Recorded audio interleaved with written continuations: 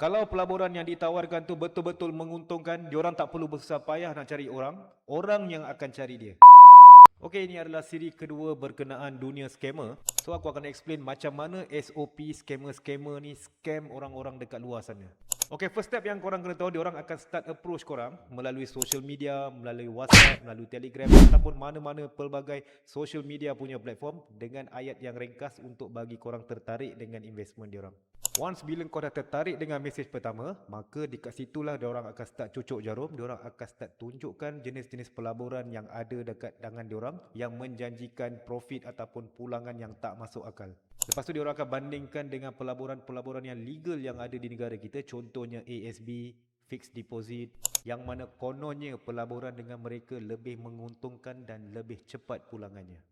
So SOP seterusnya, diorang akan start tunjuk screenshot bukti pelaburan mereka telah berjaya, berapa ramai testimoni yang telah pun berjaya bersama mereka. Dan of course, kat Malaysia ni kalau kita nak kaitkan dengan scammer, dia tak akan lari daripada nak tunjukkan gaya hidup mewah untuk membuktikan mereka successful dalam pelaburan mereka. And then diorang akan start share macam-macam dokumen, lesen syarikat, pendaftaran SSM dan sebagainya untuk nak menunjukkan yang kononnya mereka ini melakukan aktiviti yang sah di Malaysia.